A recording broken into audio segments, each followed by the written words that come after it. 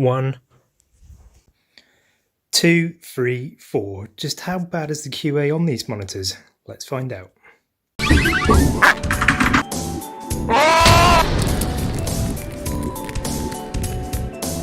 Hello Rage Quitters, my name is Terminated UK and welcome to our Dell Alienware AW2721D monitor review. Wow, I've been waiting to do this review for a very long time. I started getting this monitor around just before Christmas. I've got a load of things to go through, so I've got a bit of a script and I want to try and keep it as concise as possible. Okay, so the monitor is a 27-inch 1440p display. It's an IPS panel. It's 240 Hertz. And it's got G-SYNC Ultimate module inside it, so it's a very latest tech. It's got a very quiet fan that's in the back of the screen. You won't hear it under any normal circumstances, and with the rest of your system going. It's an LG Display Nano IPS panel. I've seen the first generation one on the very popular LG 27850 I've got it written down somewhere, -B. That had a contrast ratio of about 700 to 1, was quite grey. This one doesn't. This one is much more like standard IPS, about 1000 to 1, so much more rich depth of contrast with that one, which is good. It's got very high 450 nits brightness in SDR with a peak brightness of 600 nits. It's got a HDR 600 certification. Now I know I'll come on to that in just a second, I won't waffle. This screen is wide gamut. Now for those of you who don't know what that is, the colours on this are very vivid to the point of being oversaturated. So wide gamut means that it's got a 98% DCI-P free coverage. That's what a lot of professionals use for their colour space. But for most people, and what you see around the internet, what you see on YouTube, etc., we use something called sRGB, and it's actually got 131% of that. Well, and that sounds amazing. Oh, bigger figures, that must be better. Actually, in this particular case, what you will find is without any tweaking, that you get some oversaturation, particularly in things like red. You'll find it be really punchy to the point where it looks cartoony and not quite natural. If you compare it against a really nice calibrated screen, again, I'll use the LG 27850-B in its sRGB mode. Is one of the most accurate monitors I've seen to my eye. It looks quite cartoonish in comparison to that. If you rein some of the colours in using the on-screen display colour values, you can make it look quite good, but it'll still be there at the back of your mind that it is slightly oversaturated as a result there. It's got a variable refresh rate range of 1 to 240 Hertz, so it does the entire range, which is awesome. It's got two HDMI 2.0 ports that each do 144 Hertz. So you won't find that this isn't like the 2.1 certification. I know quite a few of the console gamers wanted that for I think it is the higher refresh rates of 4K, so you won't find that on this particular monitor, unfortunately. It does have the HDR 600 certification, so this is, for me, it's the first time I've seen HDR, so I've been told by a lot of people, that's just not very good. It's got 32 local dimming zones on the screen. I've been really impressed, to be honest. So if this is a taste of what HDR is going to be in the future, I didn't think much to the tech when I heard about it, but it can be super impressive, but it really depends on the game. But I'll go on to that in a minute, mustn't waffle. It has this, you'll be able to hopefully see under my hand, it's got this, what they call the Alien FX lighting. I find it pretty cool. There's a lighting strip on the back, and there's one on the underneath, and there's one on the back. I don't think it's working at the moment. Don't know why, I'll have to configure that later. So it's got some different lighting zones over the monitor, which look pretty cool. It's got a 3-year warranty that comes out of the box, and you can extend it with Dell for up to 5 years. This is a warranty that's definitely worth its its value. I will come on to that shortly. You can also find, I think this monitor is around about the £700 to £800 mark, which is quite a lot for an IPS monitor. But I will urge that if you're in the right profession, particularly people like NHS employees, if you can get onto the Dell Advantage discount store, so like if you've got like an NHS email account, for example, you can get a load of vouchers sent to you. I think I got 20% off this particular this monitor, so it brought it down to the more about, I think it was 560 mark, which makes it much more attractive monitor. And I was able to extend the warranty from 3 to 5 years for only about another £30, I think it was. So that was well worth it. So a really decent length of warranty on this particular beast. I'm just going to go through some of the ergonomics of the monitor. First of all, if we have a look towards the bottom of the stand, we can see the Alienware logo and the G-SYNC Ultimate sticker. And panning up slightly, we can see 2 USB ports and the down Alien FX lighting. In the middle of the stand, we've got the cable tidy hole.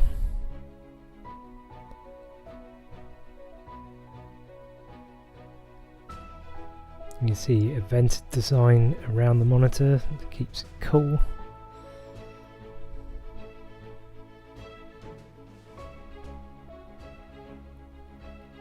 And how the rear design of the monitor is about 27 on the back, and also how it connects into the VESA mount. So a view of the rear of the monitor. You can see the design with the Alienware logo in the upper right there. This is the rear Alien FX lighting. Now we have a standard kettle lead connection, HDMI 1, HDMI 2 and DisplayPort connection.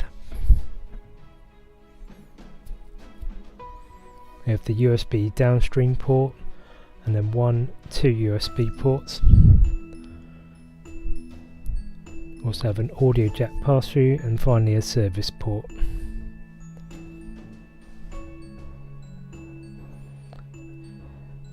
Now we have the menu joystick, function 1, 2, 3 and 4 buttons. These can be bound to a variety of different shortcuts from within the OSD menu.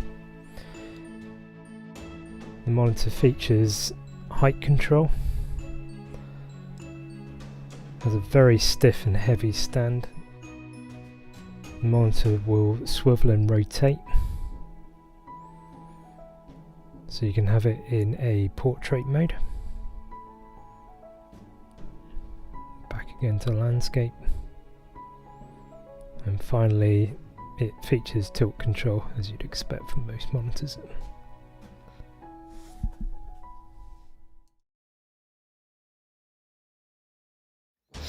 So I've killed the lights for this portion of the review. We're going to have a look at some of the QA issues I've been experiencing with some of the monitors. I apologise for the autofocus going in and out. It's because of the poor lighting conditions at the moment. You can start to see at the bottom of the monitors some of the what we call the Alien FX lighting. So underneath the monitors you've got these the lamps, as you can see here, which basically produce sort of like a downlighting effect on the desk, and it's really nice at light at dark times, or like a LAN party. It'd be absolutely amazing. There's also a light towards the back as well. You see a strip goes down like that, makes it really cool sort of ambient. So just a nice little value added option. That isn't really what the focus of this part of the review. So what I found from speaking to Dell support a few times is there's a second button under the joystick. So if you count the joystick and then 1, 2 down, if you hold it in for a few seconds, it puts the screen into like a special diagnostic mode. You can see that now the screen is grey, and what they do with these pixel defects is they get you to cycle through these different modes. So go red, green, blue, black, and then finally back to white, and then that just resets the sequence. So if I just hold down the button again just to go back into the diagnostics mode. So this was my first monitor that I had. It's actually got one of the most minimal backlight bleeds of all the monitors that I got, ironically. That's partially down to the length of time that I've used the monitor. I heard over time that the backlight bleed tends to improve, so it's quite hard to judge a monitor that's been used for quite a while versus one that hasn't. You're taking my word for it. If you cycle through all these modes, there were no dead pixels on this particular model, but if we just have a look towards the center here, hopefully it'll pick up on the camera just above my finger here. You can probably just about make it out there. There was one bright pixel. Now Dell's policy is basically if you've got one bright pixel on all of these monitors that you can actually get it replaced, which leads us on to monitor number 2. So again, if I try and activate this engineering mode, this one was different. This one didn't have any bright pixels, but Dell was actually kind enough to replace this monitor anyway.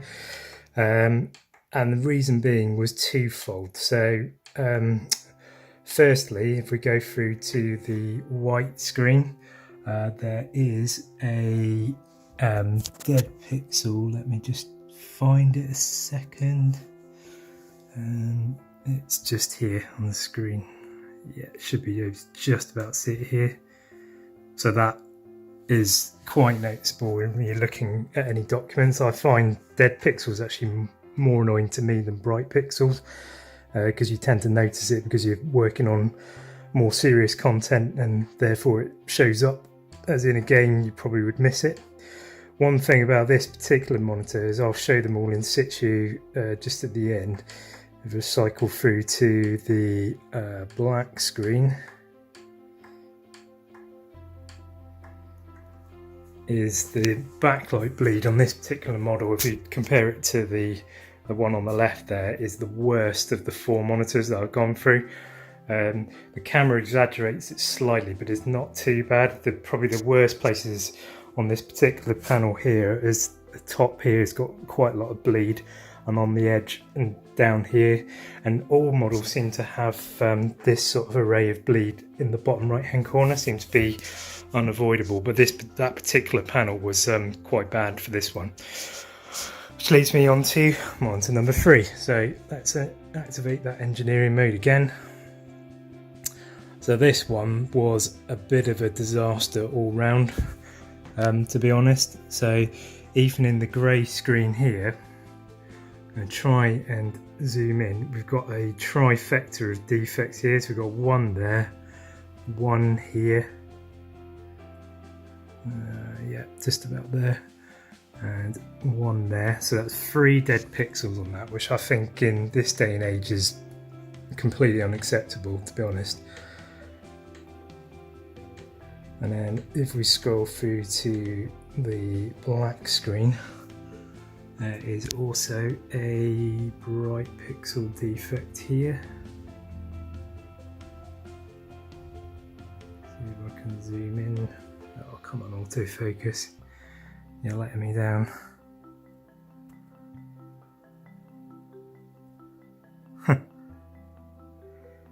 It's not going to get it, is it?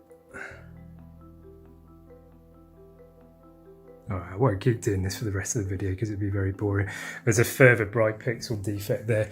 So if I quickly go back before it times out, so this is what 3 Dell Alienware AW2721D monitors look like in terms of backlight bleed. So they're not the best. The one I've got at the moment that I'm going to keep is probably somewhere in between this one and that one.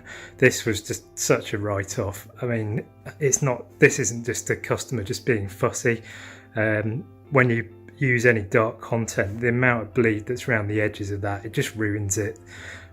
So yeah, so that's basically like an overview of the quality issues that I've been seeing. The boxes in the background as well, this third one on the right hand side, the one that had all of the defects on it, it looked like it had just been kicked around the van like a football with so many scuffs. on it. I don't know if that was a second-hand monitor or something, but really, you know, that was pretty poor QAing on that.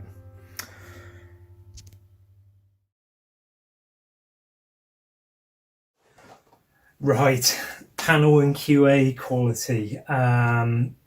Wow, so this is one of the reasons why I've delayed this video for so long, because I wanted to give you the final picture instead of like an early rant video.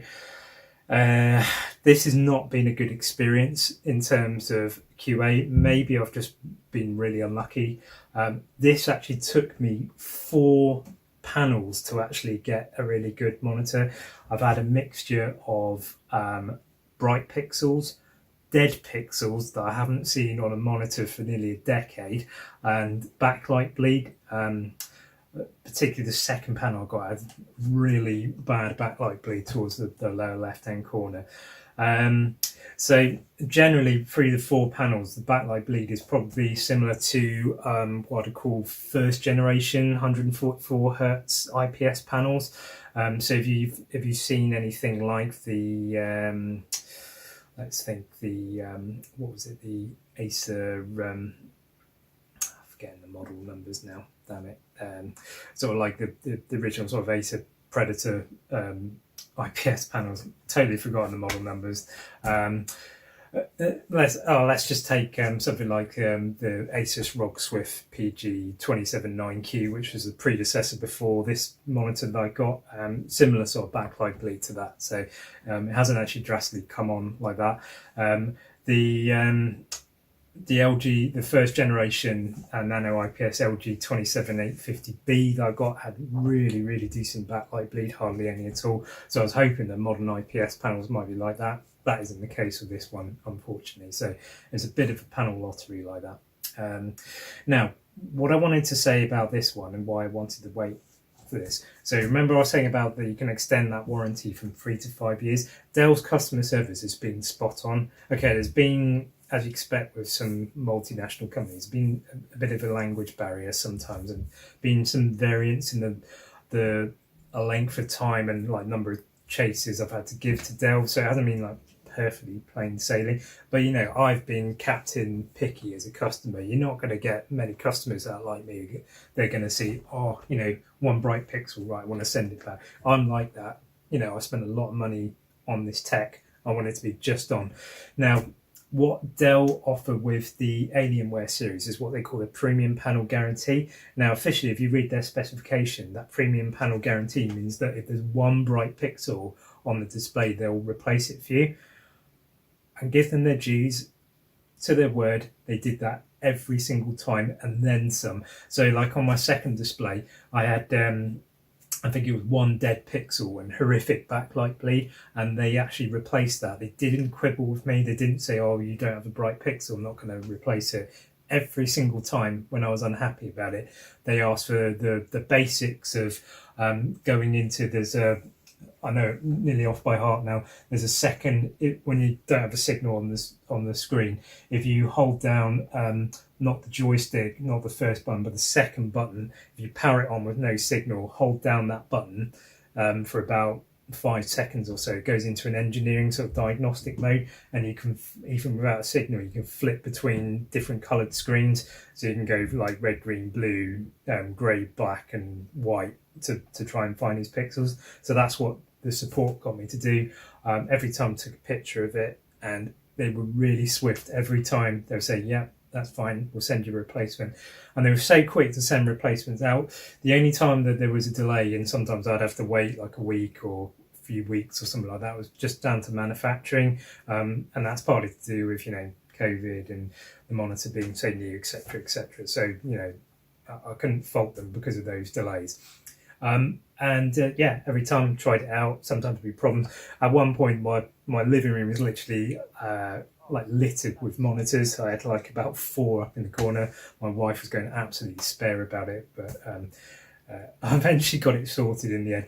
Now, that was the funny thing. They were very keen and swift to send them out, but they weren't snappy to get the monitors back. I actually had to chase them quite a few times to pick up the monitors.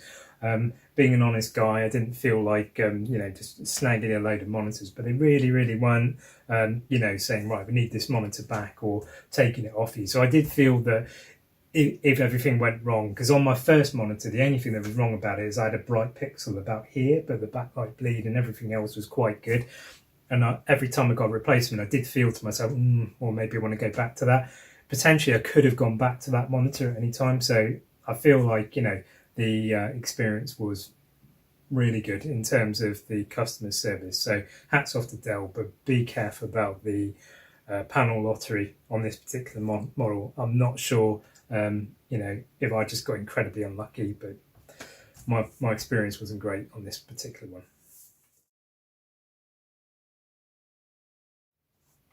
Okay, so we'll move on to the next section then, pictures quality. This is, I've got loads to say. Let me keep to the script. It's an incredibly bright monitor, really, I love monitors being bright. Trust me, I really like monitors being bright. In most situations, I no need to stick stuff up to 100%.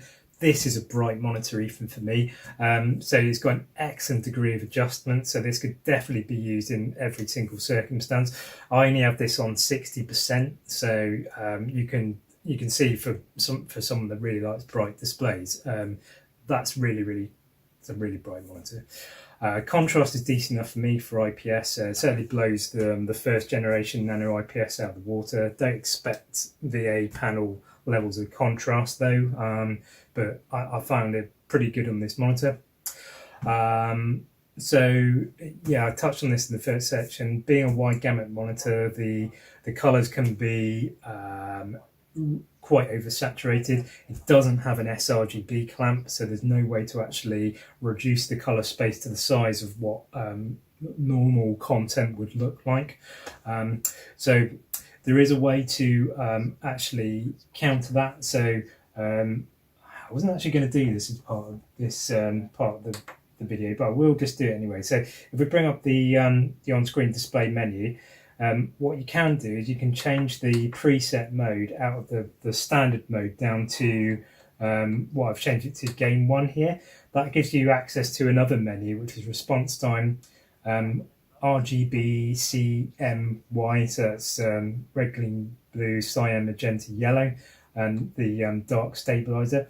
If you go into the second menu, RGB, CMY, what the values that I've chosen is 42% for red, 44% for green, 47% for blue, and then 45% for cyan and magenta, and finally 48% for yellow. They asked me why. I've been tweaking these settings quite a bit, and I found that just brings in the red, which is really oversaturated, and it sort of balances the other colours out quite well with the rest. I don't have a colorimeter, so I haven't actually calibrated this. As I always tell my friends and anybody that's interested in colours, I don't find colour profiles, like ICC profiles, particularly reliable, particularly in games that tend to ignore them.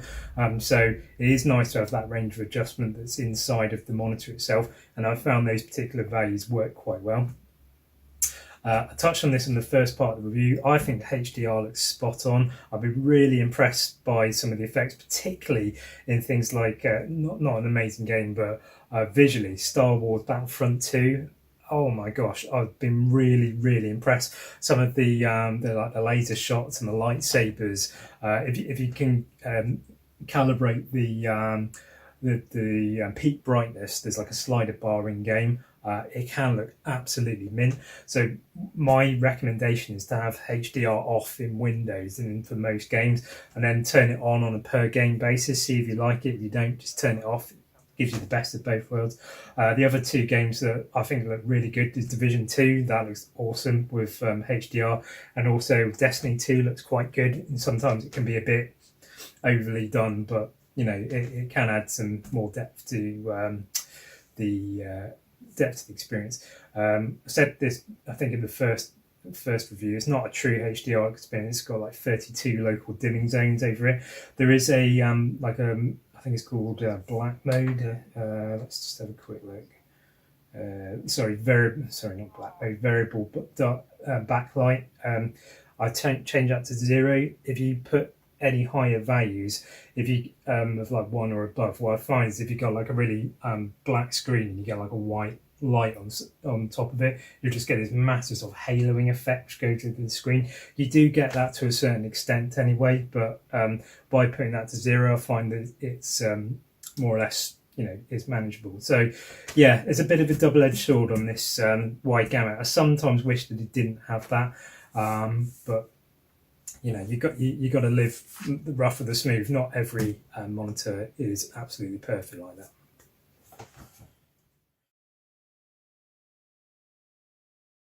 Right, so then let's get down to the meat and potatoes, the response time and input lag, probably the most important things in a gaming monitor. Okay, the good news is this monitor is fast. So this monitor has been quoted with a 1 millisecond response time. That's, you know, BS, as you marketing speak. There are ways of getting to that, and I will get into that in a minute. So what's my experience with this? Well, first of all, it's got a G-SYNC Ultimate chip inside it. So that means that it's got a variable refresh rate. Didn't mean that. Of course, it's got variable refresh rate. It's got variable overdrive inside that. Now, that's a little bit of a double-edged sword, so no pun intended. So you do find that the response time can be slightly slower at lower frequencies than you'd get on a like a FreeSync module, FreeSync panel, which tends to have a fixed overdrive across the whole frequency range.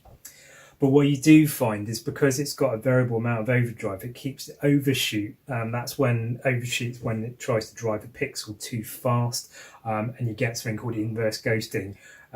It keeps that overshoot at a very low level, so that does tend to be an advantage. The takeaway with this is you really want to be driving this panel from about 120 to 140 hertz at all times. If you can reach those frequencies, particularly if you can get up to 200 frames a second, 200 hertz, this panel is absolutely amazing. It blows everything out of the water from what I've seen so far. Right up there with the fastest TN panels. This is a zero compromise. This monitor really wants to be driven high frame rates. If you cannot give it high frame rates, if you're going to be under 100 frames a second, forget it. This isn't the monitor for you. And there's plenty of other monitors out there which do the job. Like, for example, I keep quoting it, but the LG 27850B is brilliant if you're around about that sort of like, 60 to 144 frames a second region. That'd be the perfect monitor, and it actually does better at those lower frequencies. There's plenty of professional reviews out there. If you go and have a look at TFT Central, there's also one on Hardware Unboxed now. If you have a look on those videos, I've got a very detailed breakdown of the different refresh rates and the pixel response times. It pretty much matches my experience. So you really want to be driving those higher end refresh rates to get the most out of this. The default overdrive mode is called fast. That seems to be the best mode to use. You can get away with the next level up, which is called faster. That's definitely worth considering. It does actually increase the response time quite a bit, the pixels, particularly in high-paced games like particularly remember Call of Duty Cold War. It was very, very good at that. You get a noticeable improvement in motion and clarity, but you will see inverse ghosting, particularly games that have got like high contrast name tags. For example, something like Overwatch. When you're swishing the screen from left and right, you will see like a little haloing around the text. So that's definitely something to be wary of. The fastest mode, which is actually called fastest, has excessive amounts of inverse ghosting on that. I would avoid that like the plague. I don't really see the point of that mode. Again, that's the mode that they're trying to get those like 0.8 or 1 millisecond transitions in certain points of the grid, and it's just ridiculous. It's just so blurry. So yeah, like I said before, sort of like 60 to 120 hertz is quite an average response time. So it's similar or maybe slightly worse than the LG 27850B that I've had experience with. So if you're really around those kind of lower frame rates, I wouldn't really recommend this monitor. You really want to pump it full of the as many frames as possible. Okay, so yeah, so fast mode with no visible overshoot. Input lag, oh, my absolute favourite topic. Most people think I'm absolutely crazy. There'll be one or two of you out there that will understand what I'm talking about. Really impressive. This monitor is sweet. It's spot on. So input lag, for anybody that doesn't know, is the delay between you clicking your mouse and that actually being rendered on the screen. There's quite a few things in the rendering pipeline that can actually interfere with that.